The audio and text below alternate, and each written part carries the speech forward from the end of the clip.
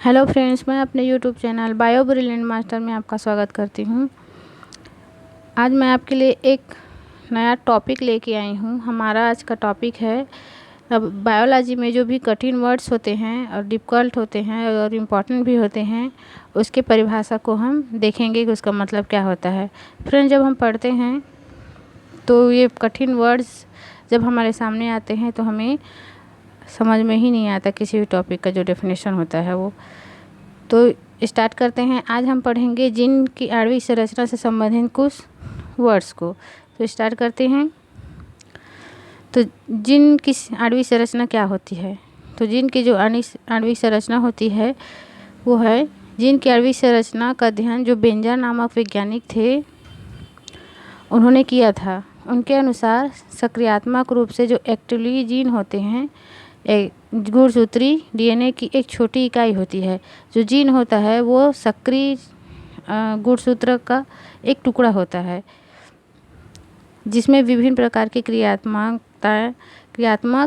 Units या इकाई पाई जाती है। यानी कि जीन का जो डीएनए का एक छोटा सा टुकड़ा होता है जिसे हम जीन कहते हैं, जिसमें फंक्शनल यूनिट मौजूद होता है।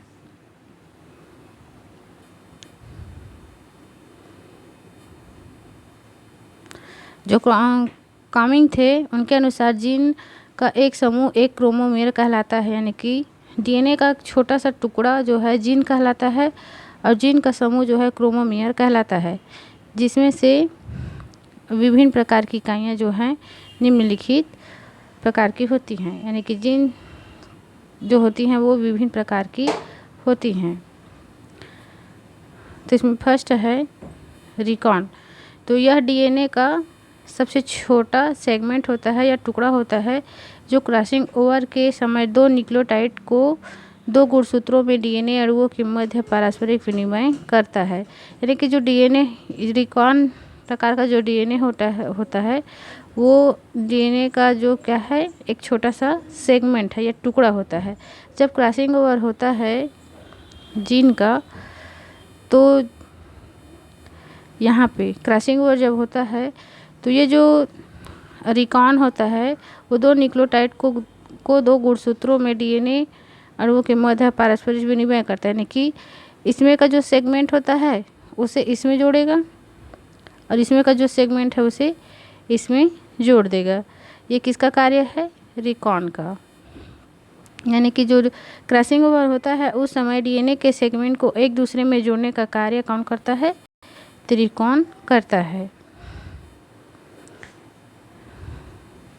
इसे रिकॉम्बिनेशन की इकाई भी कहा जाता है। यानी कि रिकॉम्बिनेशन यानी कि रिपेयर का इसे एक इकाई भी कहा जाता है। यह डीएनए के दो जोड़े न्यूक्लियोटाइड का बना होता है। यानी कि दो जोड़ा होता है डीएनए का, उससे रिकॉन जो है वो बना होता है। नेक्स्ट है म्यूटान। तो म्यूटान क्या है? डीएनए का वह छोटा इकाई है, यह एक छोटी सी इकाई होती है जिसमें उत्परिवर्तन हो सकता है। यानी कि डीएनए का एक ऐसा समूह होता है जिसमें क्या होता है, उत्परिवर्तन या म्यूटेशन हो सकता है, जिसके कारण आनुवंशिक जो लक्षण होते हैं या हेरिडिटी कैरेक्टर होता है उसमें परिवर्तन होता है। उसी में जीवों में क्या होता है, वेरिएंस या विभिन्नताएं जो है आ जाती है। यानी कि म्यूटान किसे कहेंगे? म्यूटॉन यानी कि म्यूटेशन करने वाला ऐसा जीन का समूह जो क्या करेगा, किसी आनुवंशिक लक्षणों में क्या करेगा, म्यूटेशन करेगा, उसे बदल देगा, उसमें परिवर्तन ला देगा, उसमें वेरिएंस कर देगा। नेक्स्ट है सिस्ट्रॉन। तो सिस्ट्रॉन क्या है? सिस्ट्रॉन डीएनए का सबसे बड़ा भाग या खंड होता है जो कि प्रोटीन संश्लेषण की क्रियात्मक इकाई प्रदर्शित करता है। यानी कि सिस्ट्रॉन क्या है? डीएनए का एक बड़ा सा क्या होता है, खंड होता है जो क्या करता है, प्रोटीन संश्लेषण के समय ये एक क्रियात्मक इकाई के रूप में कार्य करता है। इसे ट्रांसमिशन की इकाई भी कहा जाता है। यानी कि जब प्रोटीन बनता है तो ये मुख्य भूमिका निभाता है, इसलिए इसे ट्रांसमिशन या प्रोटीन फॉर्मेशन का इकाई कहा जाता है। बेंजन के अनुसार, बेंजन ने सिस्टान के बारे में कहा था कि एक सिस्टान के द्वारा पॉलीपेप्टाइड श्रृंखला की धारणा का अभिज्ञान होता है, यानी कि जो सिस्टान होता है वो पॉलीपेप्टाइड श्रृंखला को बनाता है या पॉलीपेप्टाइड का श्रृंखला होता है। सिस्टान में लगभग 30,000 तक न्यूक्लियोटाइड के जोड़े हो सकते हैं, यानी कि एक सिस्टान होता है उसमें लगभग 30,000 तक न्यूक्लियोटाइड के जोड़े पाए जाते हैं। नेक्स्ट है कॉम्प्लान। तो कॉम्प्लान या सिस्टान की पूरक इकाई कहलाती है, यानी कि सिस्टान का ही ये क्या होता है, कॉम्प्लीमेंट्री होता है या उसका सहयोगी होता है। नेक्स्ट है ओपेरॉन। तो ओपेरॉन शब्द का प्रयोग सर्वप्रथम जैकब और मोनार्ड ने किया था, जिसके अनुसार जो है यह ऑपरेटर जीन होते हैं, यानी कि जब प्रोटीन बनता है उस समय ये ऑपरेट करते हैं, जो कि क्या है, एक संरचनात्मक एवं परिचालक जीन है, यानी कि कंडक्टर जीन को प्रदर्शित किए जाते हैं।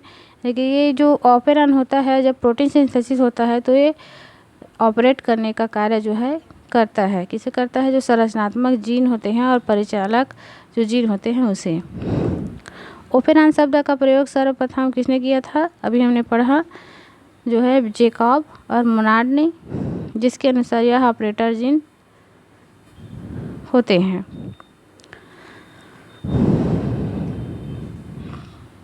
ओपेरॉन डीएनए से प्राप्त आनुवंशिक सूचनाओं को परिवर्तित करके कम या अधिक करने में समर्थ होते हैं।